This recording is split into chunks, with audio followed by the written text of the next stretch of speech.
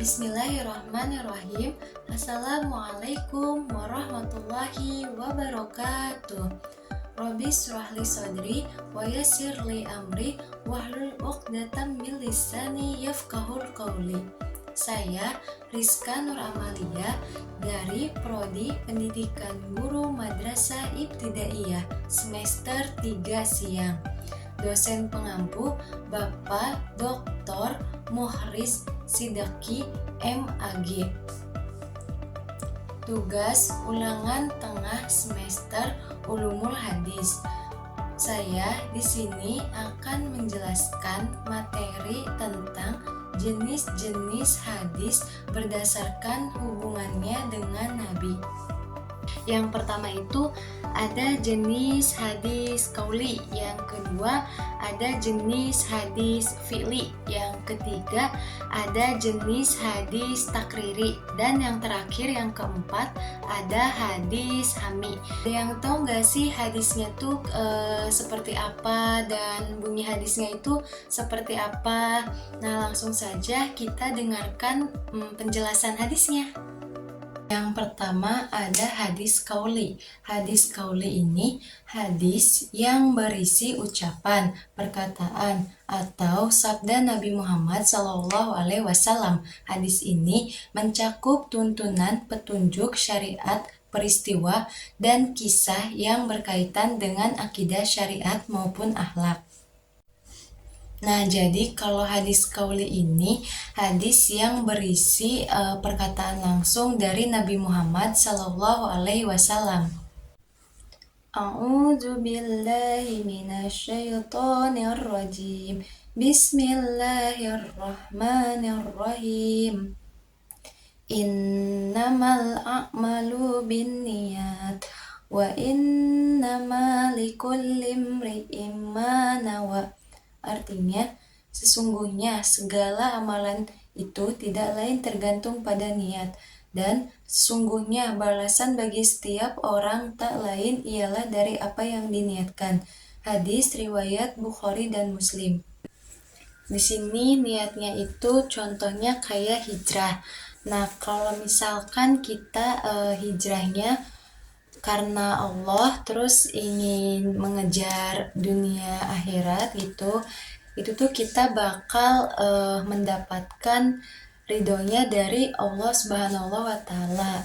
Tapi sebaliknya, kalau misalkan kita hijrahnya untuk duniawi saja, bukan karena Allah niatnya, itu tuh kita nggak akan dapat dunia akhiratnya gitu. Yang mengejar duniawinya saja, kita nggak akan dapetin ridhonya Allah Subhanahu wa Ta'ala. Kita nggak akan dapetin pahalanya dari Allah Subhanahu wa Ta'ala. Yang kedua itu ada hadis fi'li. Hadis fi'li hadis yang berasal dari perbuatan atau perilaku Nabi Muhammad SAW. Hadis ini menjelaskan cara pelaksanaan suatu ibadah atau urusan lainnya yang tidak dijelaskan secara detail dalam ucapan, menjadi panutan bagi umat Islam. A'udzu billahi minasyaitonir rajim. Bismillahirrahmanirrahim. Kanan Nabi sallallahu alaihi wasallam iza qama minal laili yasusufahu bisiwak. Artinya, telah ada Rasulullah sallallahu alaihi wasallam apabila beliau bangun pada malam hari untuk tahajud, beliau membersihkan mulutnya dengan siwak. Hadis riwayat Bukhari dan Muslim. Nabi bersiwak itu untuk menjaga kebersihan mulutnya. Terus Nabi juga bangun malam untuk melaksanakan sholat tahajud. Nah, kedua perbuatan Nabi ini tuh disaksikan langsung oleh sahabat. Jadi ini tuh contoh perilaku yang bisa diikutinya. Ada juga cara Nabi berwudu. Bagaimana caranya? Dimulai dari mencuci kedua telapak tangan sebanyak 3 kali, terus berkumur, terus memasukkan air ke hidung, Habis itu membasuh muka sebanyak 3 kali. Setelah itu membasuh tangan kanan sampai siku 3 kali. Tangan kanan terus tangan kiri. Setelah itu mengusap sebagian kepala. Terus membasuh kaki kanan sampai mata kaki itu sebanyak 3 kali. Sama kaki kiri juga sama sebanyak 3 kali. Nah, ini tuh perbuatan Nabi yang disaksikan langsung oleh sahabatnya. Jadi, ini contoh perilaku yang bisa diikutinya. Yang ketiga ada hadis takriri. Hadis takriri ini yang berupa ketetapan atau persetujuan Nabi terhadap suatu perbuatan yang dilakukan oleh sahabatnya, baik di hadapannya maupun dilaporkan kepadanya. Diamnya Nabi menjadi tanda persetujuan karena jika tidak setuju, beliau akan melarangnya. A'udzu billahi minasyaitonir rajim. Bismillahirrahmanirrahim. An Ammar ibn Yasirin qala tayammamtu famasahtu wajhi wa kafayya faqala an-nabiyyu innama yakfika hakaza. Artinya, Ammar bin Yasir berkata, aku bertayamum dengan menyapu wajah dan kedua tanganku. Nabi bersabda, cukup seperti itu. Hadis riwayat Bukhari dan Muslim. Nah, Islam tuh memberikan kemudahan untuk menjalankan ibadah.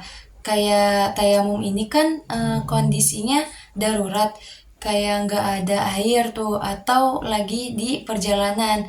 Nah, Islam ini memberikan kemudahan untuk menjalankan ibadah. Nah, yang keempat ini ada hadis Hami. Hadis Hami ini yang berisi keinginan atau hasrat Nabi Muhammad SAW yang belum sempat beliau realisasikan karena berbagai sebab. Jadi, hadis yang menceritakan tentang niat, keinginan, atau rencana Nabi Muhammad SAW. A'udzu billahi minasyaitonir rajim. Bismillahirrahmanirrahim. Hina shoma Rasulullah sallallahu alaihi wasallam yauma aswira wa amara bisiyamihi qalu ya Rasulullah innahu yaumun nu'azzimuhul Yahudu wan Nasara. Faqala Rasulullah sallallahu alaihi wasallam Faiza kanal amu muqbilu insyaallahu sumnal yawmat tasi'a. Qala falam ya'til amu muqbilu hatta tuwaffiya Rasulullah sallallahu alaihi wasallam. Artinya, ketika Rasulullah SAW berpuasa pada hari Asyura dan memerintahkan para sahabat untuk berpuasa, mereka berkata, "Ya Nabi Muhammad, hari ini adalah hari yang diagungkan oleh orang-orang Yahudi dan Nasrani." Rasulullah SAW bersabda, "Tahun yang akan datang, insya Allah aku akan berpuasa pada hari yang ke-9." Hadis riwayat Muslim. Nah, jadi Nabi itu kan berniat ya untuk berpuasa pada tanggal 9 Asyura, sebelum tanggal 10 Asyura. Tapi Nabi itu wafat sebelum sempat ngelakuinnya. Nah, ini tuh keinginan menjadi petunjuk bagi kita bahwa puasa tanggal 9 Asyura itu adalah suatu yang dianjurkan gitu.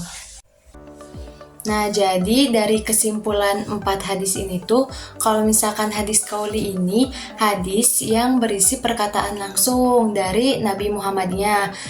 Intinya tuh hadis qauli ini belajar apa yang Nabi katakan. Nah, terus yang keduanya, hadis fi'li itu hadis yang menceritakan perbuatan Nabi yang disaksikan oleh para sahabatnya, menegaskan sholat, terus teladan dalam perbuatan. Intinya tuh kayak belajar dari apa yang Nabi lakukan gitu. Terus Kalau yang ketiga itu hadis takriri. Hadis takriri ini menunjukkan persetujuan Nabi terhadap perbuatan atau ucapan. Jadi intinya tuh kayak belajar dari apa yang Nabi setujui dalam diamnya.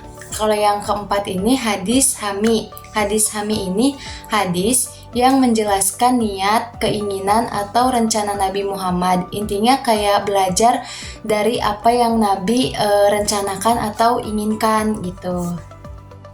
Sekian dari saya, mohon maaf bila ada kata-kata yang salah. Wabillahi taufiq wal hidayah. Wassalamualaikum warahmatullahi wabarakatuh.